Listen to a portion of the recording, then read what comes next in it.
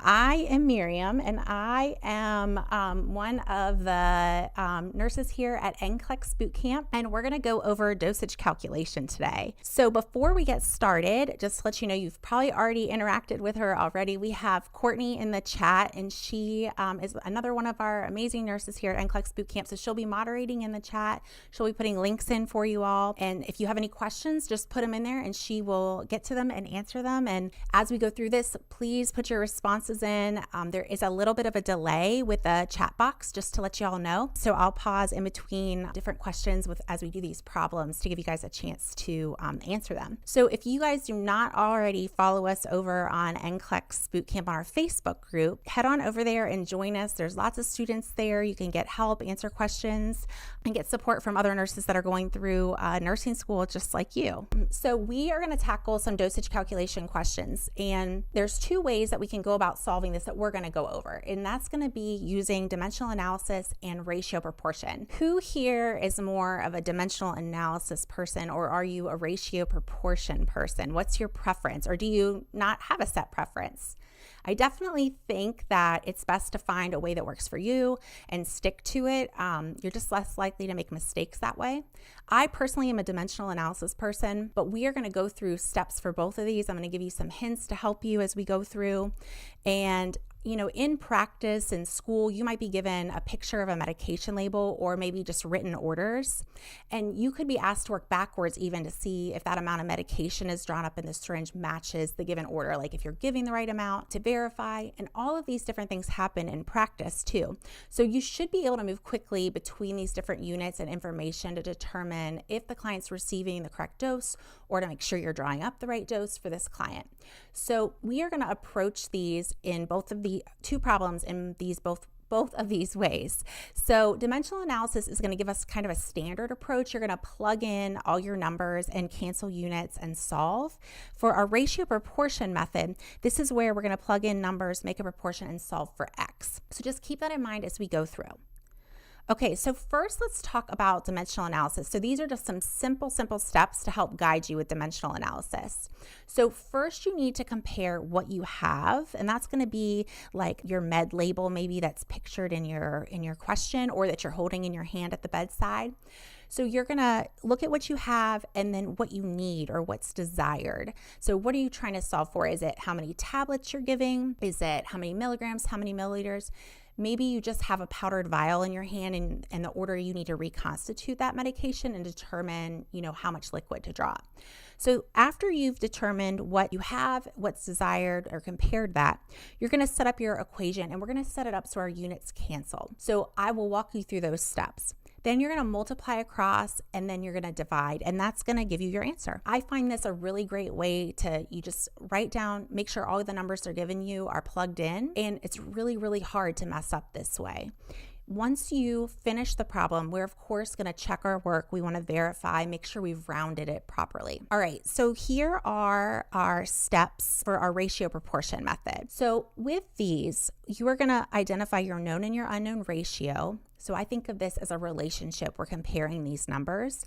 Then you're going to set up the proportion. And remember, that's to solve for X. We cross multiply in these problems and solve for X.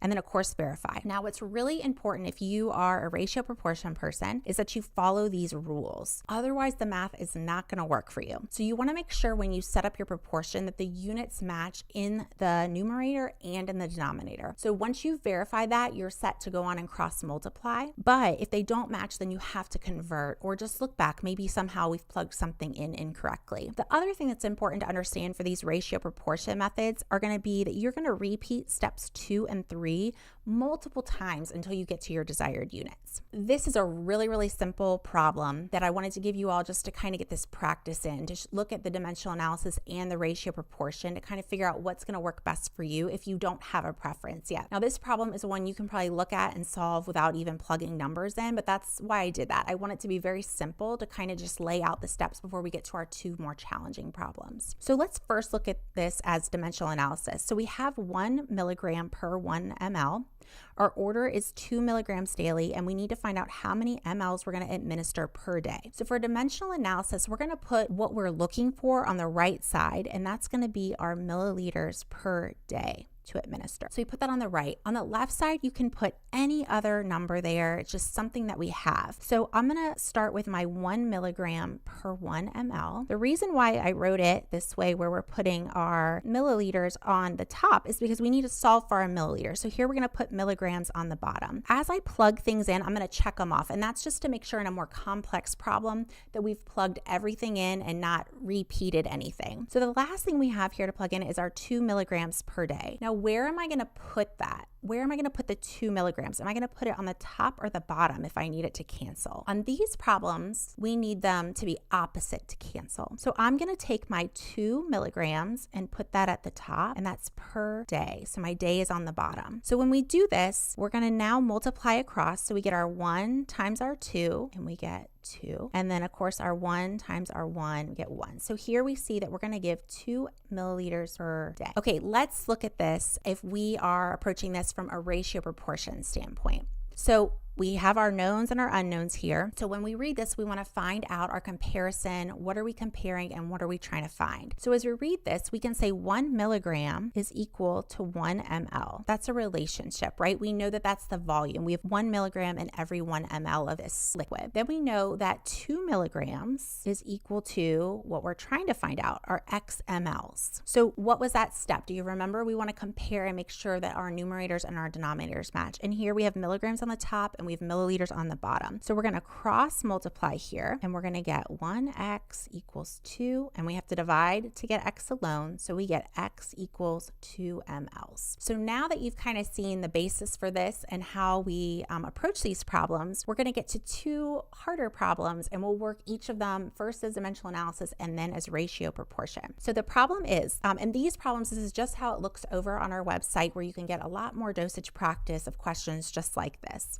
So the healthcare provider has ordered 1,000 mLs of lactated ringers to be given over 8 hours. The tubing drop factor is 20 drops per ml. What is the infusion flow rate in drops per minute? And we're going to record our answer to the nearest whole number. Now that we've read this, we can take a look and find out what we need, right? And what we have, all those knowns. The first thing I can plug in here is my ordered dose, which is that 1,000 mLs. And then we can go and find our administration time, which we see here is 8 hours. Our drop factor that's given to us is 20 drops per mil. And then what I'm looking for is going to be my drops per minute, which I can find right here to the right of my answer space. So now that I have all these numbers, we can go ahead and set up our equation. So remember, with dimensional analysis, we're going to on the right side put what we are trying to get to, what we're trying to find, which is going to be this drops per minute. And remember, a good rule of thumb is just to check it off or mark it off as you go so you don't accidentally plug something in twice. And then over on the left, I can take any one of these numbers and plug it in, but I'll start here with my ordered dose, which is 1,000 mLs. And I already know I can put that over my time over 8 hours. And then the last thing I have to plug in is going to be this 20 drops per mil. Now I need drops on the top, that GTT. So we put it on the top per 1 ml. And so what do we see here? We see that mLs can be crossed off and we're left with drops per hour, but that's not what we're looking for, right? We're looking for drops per minute. So we can just convert here. This is where we're going to add our conversion. So we are going to put hours on the top or on the bottom if we need it to cross off. So we are going to put, perfect, yes, on the top. Thank you. So we'll put our 1 hour and then our 60 minutes. So here we see that our hours are going to cross off and we would be left with drops per minute. So now that we've set up our middle, we can go ahead and multiply across. So you're going to take your 1,000 times your 20 times your 1. We get 20,000, right? And then you're going to take your 8 times your 1 times your 60. And what do we get? We get 20,000 over or divided by 480, right? So now that we've multiplied across, we're going to take this and we're going to divide. So what is our 20,000 divided by 480 going to give us? Perfect. So I see we have a 41.6.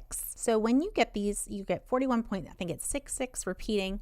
Remember that we needed to round to the whole number, right? We're not going to give 41.6 drops per minute. When we do that, we're going to look to the right of the decimal place here, and we see a 6 and 5 or above, we're going to round up. So we are going to get 42 drops per minute. Did everybody get that? It looks like a bunch of you, so that's great. So we always want to wait and round at the end anytime you're doing any of these problems, which is especially important when you get to those ratio proportion. But here, that's just part of our last step, that verification. You can also plug the number back in and see that it works works out. So we all got this 42 drops per minute, and we see that that's correct. So now we can do this as a ratio proportion. Now, something that helps me when I am doing a problem with ratio proportion is to plan out my steps. It just helps me to kind of know and not lose track of where I am. So the first thing we can do here is go from our hours. And again, this is the same problem, right? So we already know our knowns and our unknowns. So we're just going to plug in for our proportions. So we can take our hours and we can get to minutes. And then once we've done that, we can get our milliliters and we can get that to drops. And then we can combine them together and get our drops per minute. So now that we have our steps planned out, let's set up our equation. So with this, we know that we have 8 hours, right? And we want to know the relationship to how many minutes that is. And then our little conversion here is 1 hour, we know, is related to 60 minutes. That's the relationship. And we see that our hours are both on the top and we have minutes both on the bottom, right? So once we've done that, then we can do our cross multiplication. So you're going to get your 8 times your 60 equals 1x. So what do we get here? 8 times our 60, we're going to get that 480, right? So x equals 480 minutes. So now we have figured out our hours to minutes, and we can take on our next step here, which is going to be getting our milliliters to drops. The next step is we need to figure out how many milliliters are related to our GTT, our drops. So we're going to put x GTT, our drops, and our relationship to 1,000 mLs. And then we know that we have 20 drops. Right here we see 20 drops per 1 ml, right? So once we have figured out that, we're verifying, of course, always verifying that our units match. So we have drops on the top and we have our mLs there listed on the bottom. So our units match. So now we can cross multiply. So you're going to get your x, our 1x equals 20 times 1,000. So we get our x equals 20,000, and that's drops. Now we have our 480 minutes, and we know that there's 20,000 drops. So what's our next step? We have to put it together, right? So we need to figure out our drops per minute. So we're going to put our 20,000 drops over 480 minutes. Here we're going to go ahead and solve for this. We're going to divide, and you get the 42, which we should get the 41.6, right? Repeating again, in which we're going to round to 42 drops per minute. Great job. All right, so we see that we're correct, of course, with this. Our next problem, this one is going to be a little bit more challenging. There's a lot more steps. We have a weight to convert here, but I think you all are ready for it. So we'll tackle this one first with our dimensional analysis, just like we did before, and then do our ratio proportion. And remember, don't be overwhelmed. Just take it step by step and lay everything out. In this problem, we see that the nurse has reviewed the medication for a 7-year-old client. The nurse has had an order to administer oral acetaminophen for 60 milligrams per kilogram per day in 4 divided doses, and the client weighs 48 pounds. So we need to figure out how many tablets per dose should the nurse administer, and we're going to record using a whole number for this. Let's first take a look and find everything that we have, our knowns, our unknown. What are we looking for? So let's first look at what our given units are. So our order dose we see right here is this 60 milligrams per kilogram per day, and then our number of doses is given to us here.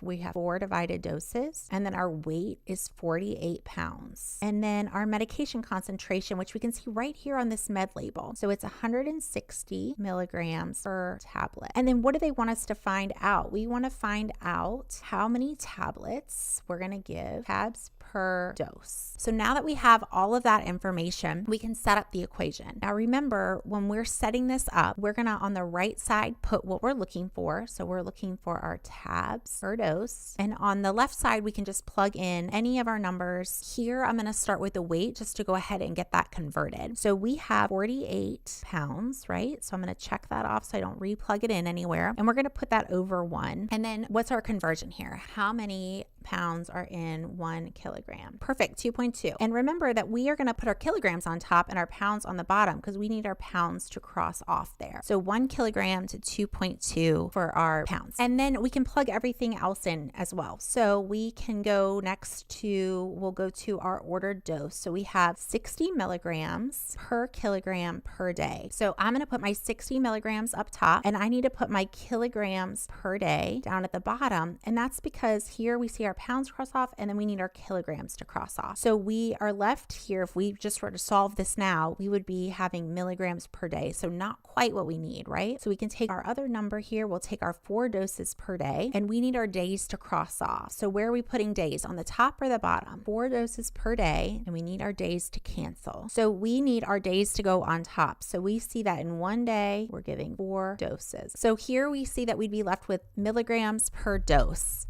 So with milligrams per dose, we then can take our last piece of information here, this 160 milligrams per tablet, and you already know what I'm going to ask. Am I putting tablets on the top or the bottom? We need our milligrams to cancel, and milligrams are currently on the top. So we're going to put milligrams on the bottom, right? So we're going to put our 160 milligrams per 1 tab. So our milligrams cancel, and we're left here with tabs per dose. You can see this one was a lot more, right? We're filling in a lot more information. So now that we have that all plugged in, let's go ahead and multiply across. So we have our 48 times our 1 times our 60 times our 1 times our 1. What do you guys get for the top? You get 2,880. Then we're going to do the same thing at the bottom. So we'll do our 1 times our 2.2 times 1 times 4 times 160. Good job, everyone. So what do we get here on the bottom once you multiply all of that? Perfect. Yes, 1408, 1,408. Great job. So we've multiplied across, and now we can go ahead and divide. So when you do your 2880 divided by 1408, what is everybody getting? I already see maybe some answers going in there. So you're going to get our 2.04. Yep. So I already see you guys have rounded. So we are going to go ahead and we're going to look to the right of our decimal place, and we are going to round down because it's less than 5, right? So we're going to get 2 tabs here. Great job. Awesome. So we can go ahead and verify this. We can plug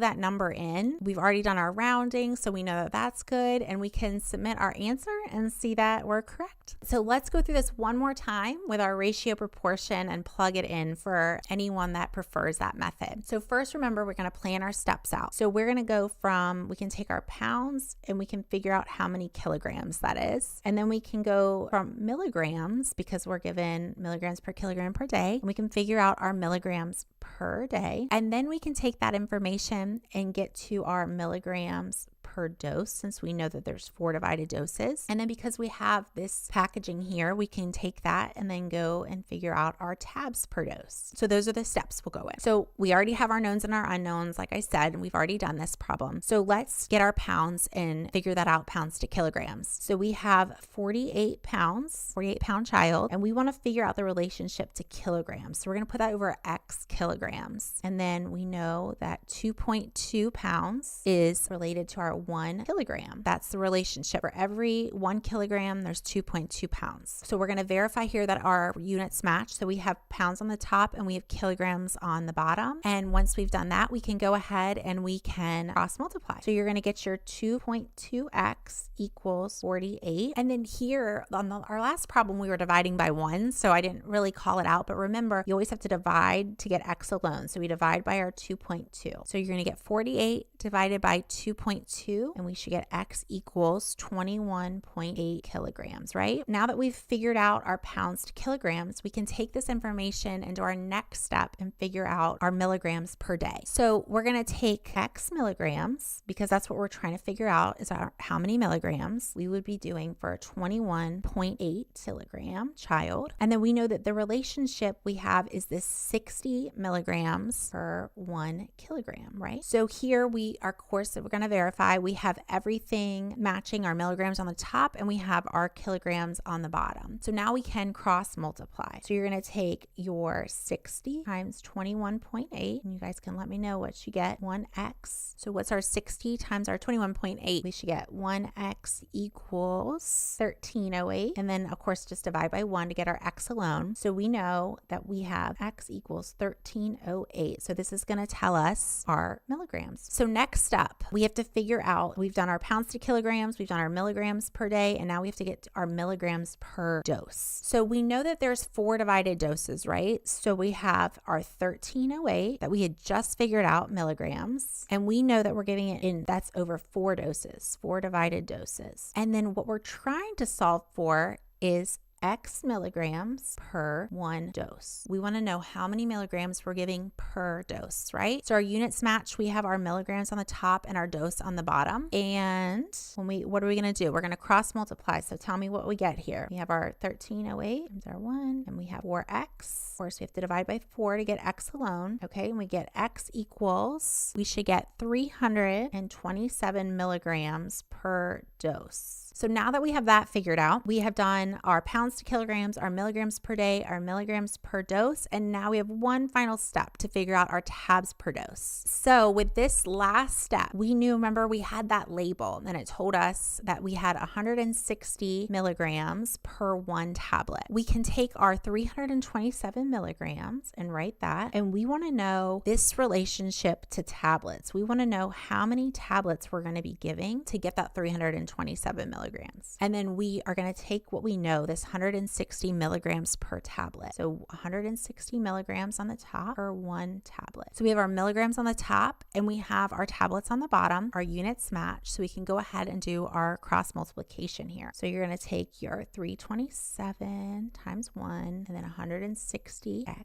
And then of course we have to divide by 160. And so what do you get here? We're going to divide to get x alone. So x equals, and you're probably getting that same like 2.04, I think it was. And remember that we have to round down, right? Because you're not going to give 0.04 of a tablet, right? That'd be crazy to try to figure out. So we wanted this whole number. So we look to the right of that decimal place, as you remember. And if it's less than 5, we're going to round down. So we have 2 tabs. And of course, we see that we're correct. So I hope that this was helpful for you all. If you're looking to find us, you can go over to bootcamp.com/NCLEX and you can see all the products we have. We have amazing cheat sheets. We have case studies. We have video walkthroughs that go with those case studies. We have readiness exams. We have a big question bank with a lot more dosage questions so you can get your practice in. And then you can also follow us on Instagram, TikTok, YouTube, and Facebook. And Courtney will be putting those links in for you all if she hasn't already. And then you can check out some of our cheat sheets are free, so you can take a look at them and download them and use them to help you studying and get ready for the board exams. So I hope you guys will come back and join us. Our next webinar is next week on the 21st at 2 p.m. Central Time. And it's Ask Me Anything with Dr. Emily. So you can get your questions ready and literally ask her anything NCLEX related and get all your questions and hear from everybody else and their common questions that they have. So thank you all for joining and thank you for sticking it out through our little technical difficulties in the beginning. It's me. I'm always the technical problem. But I hope you guys have a great rest of your day. Thanks so much for joining.